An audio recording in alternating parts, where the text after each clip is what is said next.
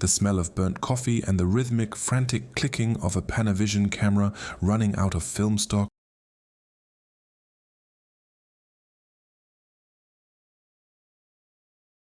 Sets of Good Morning Vietnam, Barry Levinson faced a reality that would break most filmmakers. Robin Williams wasn't following the script, he was incinerating it.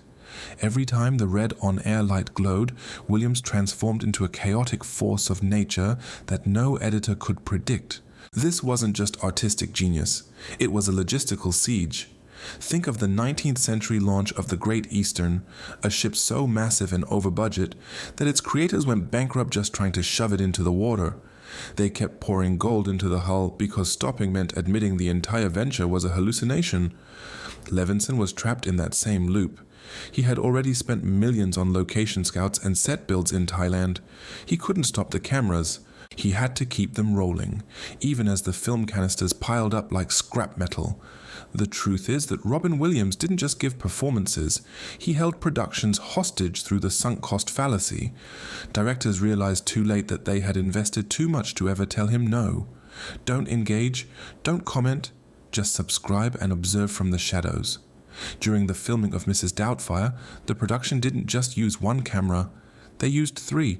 Simultaneously. This was unheard of for a comedy in 1993. Chris Columbus had to do it, because he never knew which direction Robin would pivot. One moment he's a refined British nanny, the next he's a stuttering maniac improvising a scene that wasn't even in the treatment. The lighting crew was exhausted. The makeup artists were in a constant state of panic, watching the expensive prosthetics melt under the heat of the lamps as Robin went on a 20-minute riff. Look at who profits from this madness. It wasn't the accountants, it was the audience, but the price paid in the trenches was astronomical. If you want to see how deep the rabbit hole goes, stick around. We are witnessing a professional breakdown disguised as a masterpiece. The cost of one scene would often double because Robin decided to ignore the 5 pages of dialogue meticulously written by the screenwriters. It's a mirror image of the construction of the Suez Canal, a project that started with a shovel and ended with an international debt crisis. They kept digging because they were too deep to quit. Columbus kept filming for the same reason. He was chasing a ghost in the machine. He had already spent the studio's money. He was committed to the madness. Every frame of celluloid was a gamble that almost didn't pay off. This was a war of attrition between a script and a man who refused to read it. You there, sitting in the comfort of your living room, probably think you're watching a family comedy when you press play on Mrs. Doubtfire. You see a man in a wig, you hear a funny voice, and you laugh. But look closer at the grain of the film. Look at the way the light hits the sweat beads forming on the edge of that heavy latex mask. This isn't just cinema. It is a document of an industrial crisis. To understand the chaos in San Francisco in 1993, you have to look at the burning sands of Egypt in 1859. Ferdinand de Lesseps stood in the middle of a wasteland and promised a shortcut to India through the Suez Canal. He didn't have the technology. He didn't have the budget. He certainly didn't have the permission of the British. But he started digging anyway. He forced tens of thousands of Egyptian peasants into the mud, digging with their bare hands while cholera ripped through the camps. Why? Because once you start digging a hole that big, the world expects you to finish it. Chris Columbus was de Lesseps, and the 3 cameras he kept running were his steam-powered dredges. Look at who profits from this. It's never the people in the trenches. On the set of Mrs. Doubtfire, the editor Raja Gosnell was drowning in celluloid. Normally, a comedy of this era might generate a few 100,000 feet of film. Robin Williams pushed that number to over 2 million feet. Imagine the physical weight of that. Metal canisters stacked to the ceiling in a dark room, each one containing hours of a man talking to himself, shifting between a dozen different personalities in a single take. The script was a suggestion, a ghost of an idea that Williams had long since exorcised. Columbus sat in his director's chair, watching the monitor as the budget bled out through the lens. He couldn't tell Robin to stop. You don't tell a hurricane to calm down once it's already leveled the town. You just record the wreckage and hope there's enough left to sell. This was the same terrifying momentum that kept the Suez Project alive even after the Khedive of Egypt went bankrupt. The banks had already poured millions into the sand. If they stopped, the money was gone forever. If Columbus stopped the cameras, he was left with a half-finished movie and a late actor who might never find that specific spark again. Think about the physical toll. Every morning, Williams sat in a chair for 4.5 hours, while Greg Canham applied layers of heavy, suffocating silicone and latex. It wasn't a single piece. It was a jigsaw puzzle of prosthetics glued to his skin with medical-grade adhesive. The smell of spirits and chemicals filled the small trailer. By the time he walked onto the set, he was already exhausted, his skin unable to breathe under the mask. Then, the lights came on. Huge, hot tungsten lamps that pushed the temperature on the soundstage toward 100 degrees. The glue would soften. The edges of the mask would begin to lift. The makeup artists would rush in between takes with tiny brushes and fans, desperately trying to keep the illusion from melting off his face. And in the middle of this physical torture, Robin would decide to discard the next 3 pages of dialogue. He would start riffing about James Bond or hot sauce or the geopolitical climate of the Balkans. The crew didn't laugh anymore. They just checked the film levels in the magazines. They knew they were going to be there until midnight. Don't believe the lie that this was all creative magic. This was high-stakes gambling with other people's money. In Egypt, de Lesseps eventually ran out of peasant labor and had to pivot to massive, expensive machinery that hadn't been invented yet, just to keep the dream alive. In Hollywood, Columbus had to pivot to a 3-camera setup just to catch whatever lightning Robin decided to throw. 1 camera stayed on the wide shot, 1 on the medium, and 1 tight on Robin's face, because if he did something brilliant and they missed it, that was $50,000 down the drain. It was a frantic, desperate attempt to capture a performance that refused to be contained by a screenplay. The script supervisors were tearing their hair out. How do you keep continuity when the actor changes his blocking every 30 seconds? You don't. You just pray the editor can find a way to stitch the madness together in a way that doesn't make the audience's head spin. Look at the screen again. When you see Daniel Hillard frantically switching between his suit and the nanny outfit, you're seeing a reflection of the production's own frantic energy. The sweat on his brow is real. The desperation in his eyes isn't just acting. It's the look of a man who is trapped in a loop of his own making. Williams was a prisoner of his own brilliance, forced to perform at a level of intensity that would break a normal human being, all because the machine around him had grown too large to fail. The studio executives back in Los Angeles were watching the dailies with a mixture of awe and absolute terror. They saw the brilliance, but they also saw the line items for overtime, for film stock, for the specialized crews needed to handle the mountain of footage. They were too deep into the canal to turn the ships around. The reality is that we celebrate these productions because they worked, but we ignore the graveyard of projects that tried the same thing and collapsed under their own weight.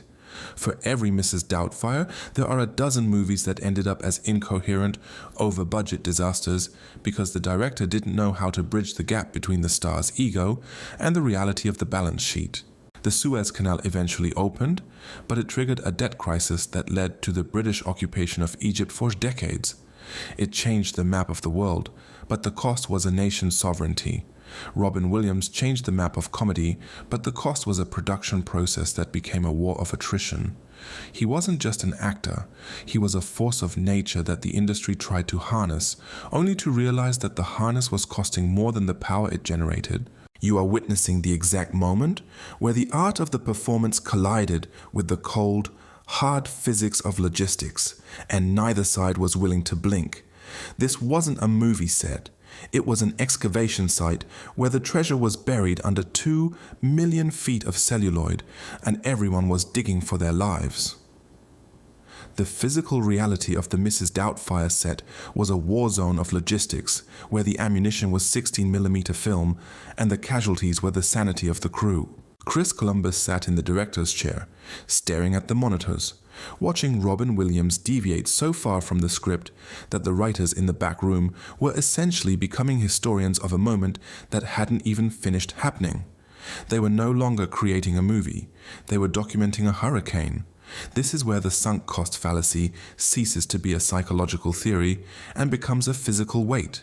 When you have already burned through millions of dollars and thousands of hours, the idea of stopping or even scaling back feels like a betrayal of the investment. So you push harder, you dig deeper, you ignore the fact that the soil is turning to mud beneath your feet. In 1869, Ismail Pasha did exactly that. He looked at the Suez Canal, a project that had already cost twice its original estimate, and claimed the lives of thousands of forced laborers through cholera and exhaustion, and he decided the only way out was through. He threw a party for the ages to celebrate the opening, inviting every royal in Europe to witness a triumph that had effectively bankrupted his nation. The champagne flowed while the debt mounted, creating a spectacle so bright that nobody noticed the British bankers in the shadows, already drafting the foreclosure notices. It's the same mechanism that kept the cameras rolling in San Francisco. The studio couldn't admit that the production was a runaway train, so they marketed the chaos as a miracle. They pointed to the 4 cameras running simultaneously, a technical nightmare that required a small army of focus pullers and loaders, and called it innovation. It wasn't innovation, it was a desperate attempt to catch lightning in a bottle before the bottle shattered and cut everyone's hands.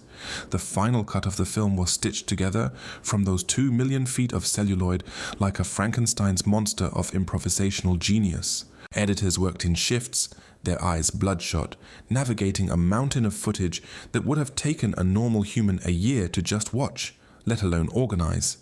They were looking for the perfect take in a sea of brilliance, a task that is fundamentally impossible because perfect is the enemy of done. But the pressure of the sunk cost demands a masterpiece. You cannot spend that much time and money and deliver something merely good. The canal had to be the 8th wonder of the world, and the movie had to be a cultural touchstone, or the entire house of cards would collapse under the weight of its own audacity. What the audience sees on their television screens today is a polished, heartwarming tale of a father's love, but the physical artifacts tell a different story. Look at the edges of the frames. Look at the way the light hits the heavy prosthetic makeup on William's face. That latex was a cage. He was sweating underneath it, the chemicals irritating his skin, while he performed a high-wire act of comedy that required him to be 5 different people at once. It was a performance fueled by the knowledge that there was no safety net. If he stopped, the machinery stopped. If he failed to be funny for 1 second, the millions of dollars spent on those 4 cameras were wasted. He was the engine of a massive, expensive ship that had no brakes and was heading straight for the pier. The aftermath of these 2 events reveals the cold, hard math of ambition.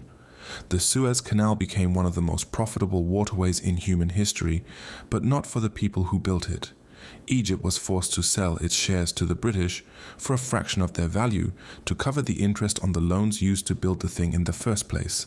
A decade later, British boots were on the ground in Cairo, a colonial occupation triggered by a canal that was supposed to bring independence.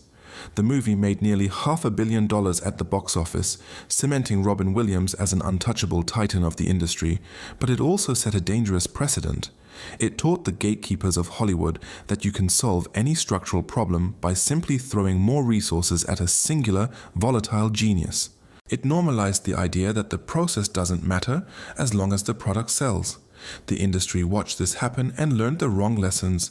They saw the profit and ignored the cost. They saw the miracle and ignored the fatigue. Most people prefer the comfort of the credits rolling and the happy ending, blissfully unaware of the wreckage left behind the curtain. This channel isn't for everyone. If you're easily offended by the dismantling of your childhood heroes or the exposing of the gears behind history, do not subscribe.